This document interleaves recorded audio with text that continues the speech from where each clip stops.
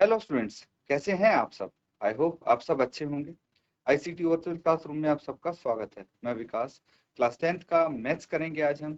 Chapter है quadratic equation यानी द्विघात समीकरण। इसी चैप्टर को कंटिन्यू करना है बच्चों हमको। प्रीवियस ईयर के जो क्वेश्चंस थे उनको हम यहाँ पे कंप्लीट करेंगे, सॉल्व करेंगे। चलिए आज का फर्स्ट क्वेश्चन देखते हैं क्या है। देखिए, ये एक स्ट्रीम से रिलेटेड क्वेश्चन है आपका, बहुत ही इंपॉर्टेंट और बहुत अच्छा सवाल है ये।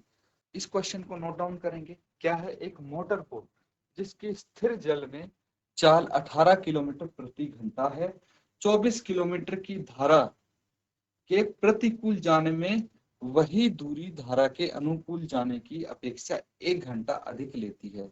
धारा की चाल ज्ञात कीजिए। तो स्पीड ऑफ रिवर आपको बतानी है या फिर स्पीड ऑफ करंट आपको बताना है। जबकि जो स्थिर जल है, स्टिल वाटर है, उसमें जो मोटर बोट है उसकी चाल 18 किलोमीटर प्रति घंटा है। एक तो ये चीज दी है, और दूसरी क्या चीज दी है, दूसरी चीज दी है कि जो ये आपकी बोट जा रही है तो एक तो अपस्ट्रीम जाएगी, एक डाउनस्ट्रीम जाएगी। तो अपस्ट्रीम जाने में क्या होगा बच्चों, और डाउनस्ट्रीम जाने में कितना फर्क होगा ये देखिए। 24 किलोमीटर लंबी धारा है, मतलब डिस्टेंस आपको दिया गया है, और क्या दिया गया है कि 1 घंटे का डिफरेंस है अपस्ट्रीम जाने में और डाउनस्ट्रीम जाने में। ठीक है, तो आप इसको नोट डाउन करो और फटाफट इसको सॉल्व करके आंसर बताएंगे आप सब। ठीक है स्टूडेंट्स, देखिए जिसका भी आंसर आ चुका है आप अपना आंसर सबसे पहले शेयर कर देंगे। बहुत ही सिंपल सा क्वेश्चन है, नोट डाउन करेंगे सब और साथ साथ इसको हम सॉल्व करेंगे। ठीक है, ध्यान देंगे यहाँ पे। तो क्या गिवन है, क्या निकालना है, वो चीज पहले हम लिख लेते हैं यहाँ पे। तो देखिए, धारा की चाल ज्ञात करनी है, इसको हम मान लेते हैं x। माना कि धारा की चाल बराबर है x kilometre per hour, x kilometre प्रति घंटा है। ठीक है, let the speed of current be x kilometre per hour, ये आप बोल सकते हैं, या फिर धारा की चाल x किलोमीटर प्रति घंटा दी हुई है। दूसरा, स्थिर जल में मोटर बोट की चाल कितनी दी है, दी हुई है ये, है कि नहीं, या नहीं दी, दी है। स्थिर जल में मोटर बोट, स्थिर जल में मोटर बोट की चाल ये कितनी है, 18 किलोमीटर पर आवर, 18 किलोमीटर प्रति घंटा दी गई है। एक और चीज हमें गिवन है, उसको भी लिख लें क्या, धारा की जो लंबाई है। ठीक है, धारा की जो दूरी है वो कितनी है, 24 किलोमीटर है, ये लिख लीजिए। धारा की दूरी 24 किलोमीटर, ये चीजें दी गई हैं। अब देखिए हमें क्या निकालना है, कैसे पहुंचेंगे उस नतीजे तक वो समझना। देखिए, बेसिकली हमें ये निकालना है कि धारा के प्रतिकूल जाने में कितना समय लगेगा और धारा के अनुकूल जाने में कितना समय लगेगा, क्योंकि उनका डिफरेंस 1 दिया है ना। धारा के प्रतिकूल मतलब अगेंस्ट जाना, अनुकूल मतलब धारा के साथ जाना। हमें दो चीज पता है, धारा की चाल भी पता है और स्थिर जल में मोटर बोट की चाल भी पता है। तो एक चीज समझना, फिर से मैं बता रहा हूं, बहुत बारी हम ये कॉन्सेप्ट कर चुके हैं कि अगर धारा हमारी इस तरफ बह रही है और धारा की चाल है x किलोमीटर प्रति घंटा, ठीक है, x किलोमीटर प्रति घंटा, और हमारी जो मोटर बोट है, हमारी जो मोटर बोट है उसकी चाल है 18 किलोमीटर प्रति घंटा। ठीक है, तो अगर हम धारा की चाल में चलेंगे तो इसकी और इसकी चाल हो जाएगी ऐड, मतलब अनुकूल धारा के जाएंगे तो ये दोनों स्पीड ऐड हो जाएंगी, क्योंकि धारा मोटर बोट को हेल्प करेगी आगे जाने में, तो धारा की और मोटर बोट की स्पीड जुड़ जाएगी। वहीं पे अगर हम इसके ऑपोजिट जाते हैं तो मोटर बोट के दूसरी डायरेक्शन में तो धारा की जो स्पीड है वो लगेगी, फोर्स उधर लगेगा, लेकिन मोटर बोट को ज्यादा ताकत लगानी पड़ेगी धारा के अगेंस्ट जाने में, इसीलिए यहाँ पे स्पीड कम हो जाएगी। कितनी हो जाएगी, जो मोटर बोट की स्पीड है उसमें से हम धारा की स्पीड घटा लेंगे, 18 में से x हम माइनस कर लेंगे, है ना। क्योंकि क्या होगा, जो मोटर बोट की स्पीड है उसमें से ये माइनस होना जरूरी है। ठीक है, ये कॉन्सेप्ट समझ गए। अब इसके लिए सबसे पहले हमें समय निकालने के लिए चाल निकालनी पड़ेगी, है ना।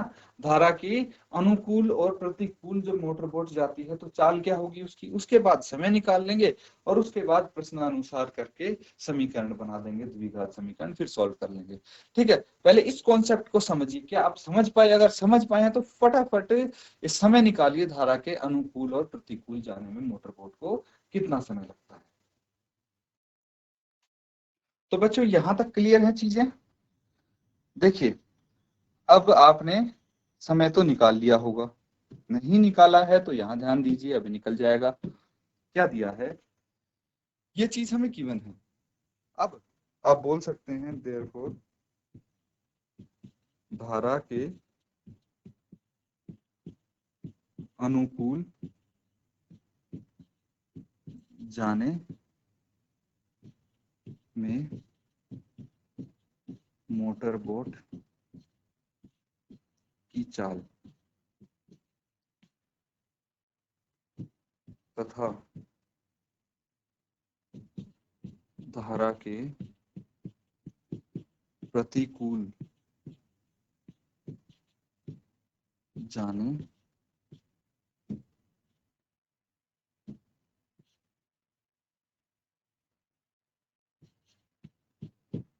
में मोटर बोट की चाल क्या हो जाएंगी। जब धारा के अनुकूल जाएगी तो दोनों की स्पीड ऐड होंगी, मतलब मोटर बोट की स्पीड 18 है और धारा की है x, तो 18 plus x kilometre per our. लेकिन अगर अगेंस्ट जाएगी तो भाई मोटर की स्पीड से धारा की स्पीड माइनस हो जाएगी, ये प्रतिकूल जब होगा तो ये स्पीड आएगी। तो दोनों की स्पीड यानी चाल हमें दोनों केस में पता लग गई है। चाल हमें पता है, दूरी हमें पता है, तो सूत्र क्या होता है, दूरी समय का सूत्र बताइए फटाफट। समय का सूत्र क्या होता है, समय बराबर है दूरी बटे चाल, यही होता है। Time is equal to speed distance by speed, ये होता है। तो हमारे पास भाई स्पीड भी है और डिस्टेंस भी है, ये डिस्टेंस हो गया, ये स्पीड होगी दोनों केस में। तो दोनों केस में हम क्या निकाल लेंगे, मोटर बोट का समय निकाल लेंगे जाने में। पहले इसको नोट डाउन करो। ठीक है बच्चों, ये क्लियर है। अब आपको करना है, क्या लिखना है, धारा के प्रतिकूल जाने में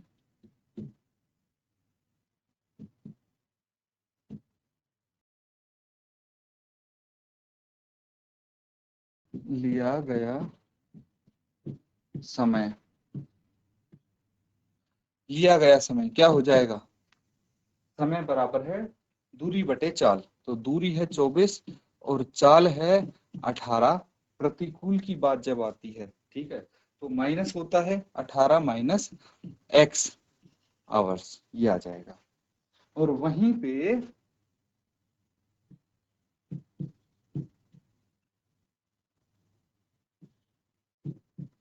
धारा के अनुकूल जाने में लिया गया समय,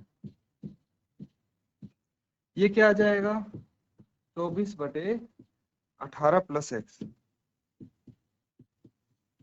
आवर्स।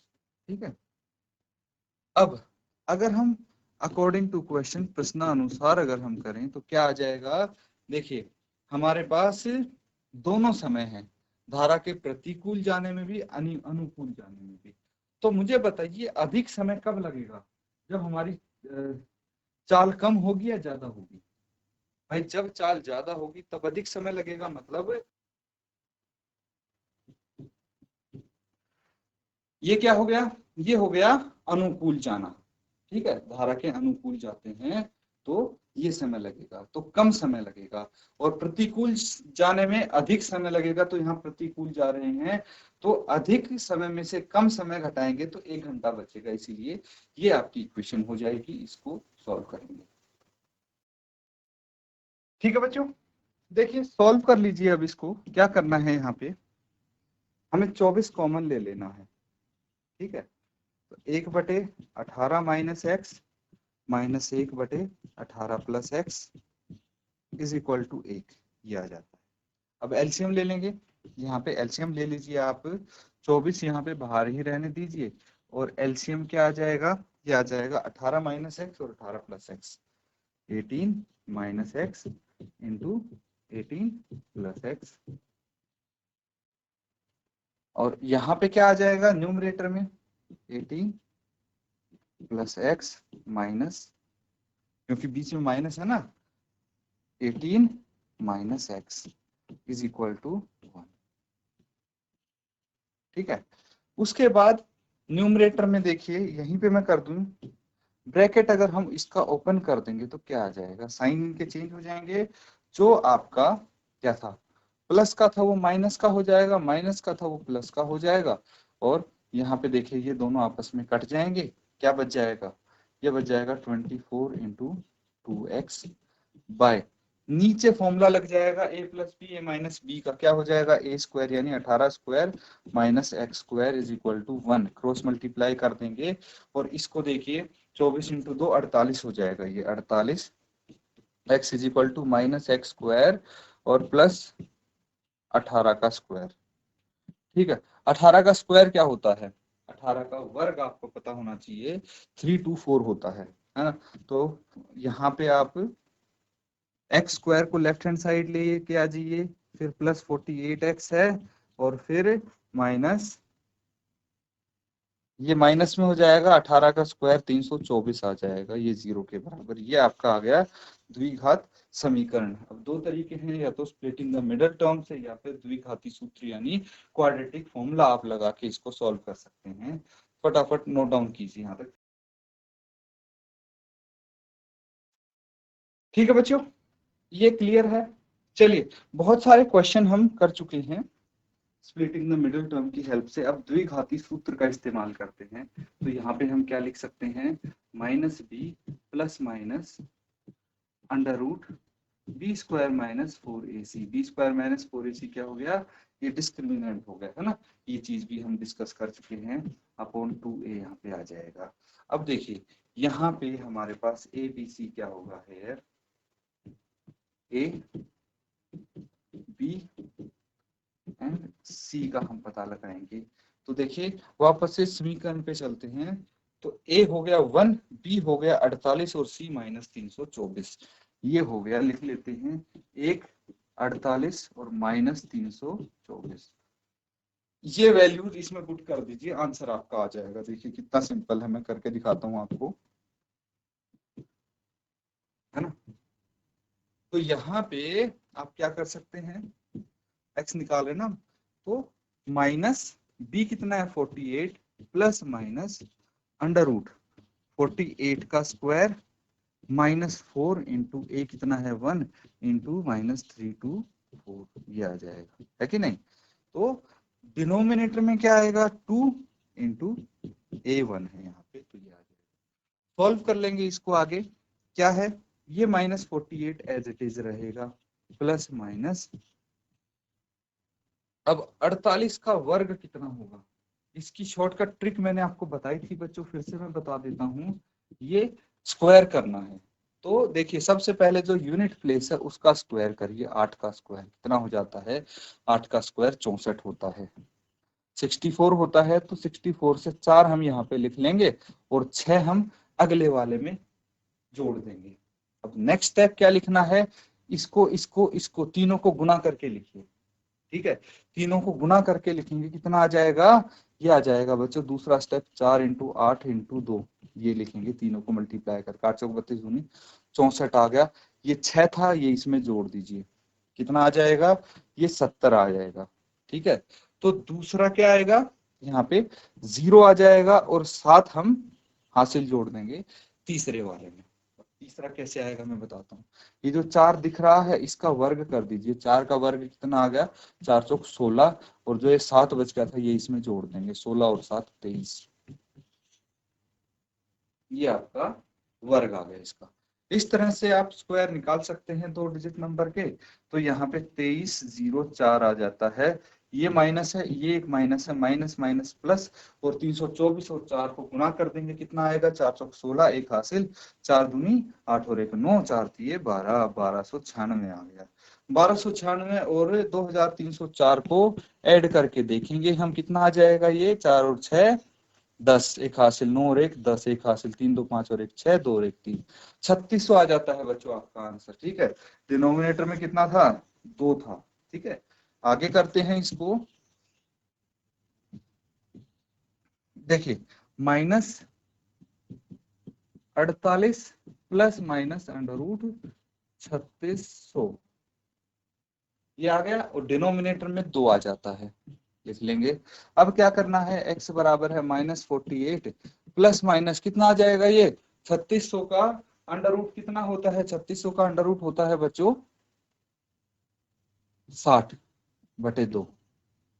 तो या तो देखिए यहाँ पे x हमारा होगा -48 प्लस 60/2, या फिर होगा -48 माइनस 60/2, कितना आ जाएगा ये, x बराबर है 48 माइनस का 60 प्लस का, तो 12/2 आ जाएगा, या फिर आ जाएगा x बराबर है माइनस और माइनस कितना हो गया 8, 108/2, ये आ जाएगा, ये माइनस का होगा। तो x बराबर है 6 आ जाए, या फिर x बराबर है आ जाए 54 वो भी माइनस का, -54 आ जाए। ठीक है, तो इसमें से सही आंसर कौन सा होगा, x बराबर है 6 सही आंसर होगा। क्यों, क्योंकि जो आपका धारा की चाल है, धारा की चाल थी ना, देखिए धारा की चाल ऋणात्मक नहीं हो सकती। ठीक है, धारा की चाल ऋणात्मक नहीं हो सकती, इसीलिए धारा की चाल क्या आ जाएगी आपके पास,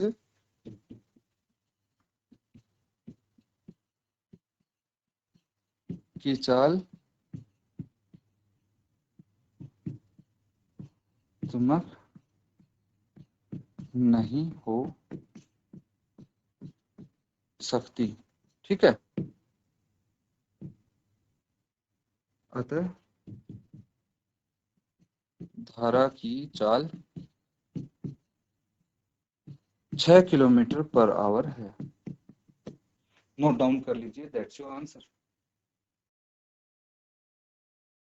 तो स्टूडेंट्स, जो आज हमने क्वेश्चंस किए हैं, उम्मीद करता हूं कि मैक्सिमम से मैक्सिमम कॉन्सेप्ट्स आप रिवाइज कर पाए होंगे इनकी हेल्प से, क्योंकि देखिए लगभग सारे कॉन्सेप्ट्स आपके यहाँ पे यूज हो गए हैं।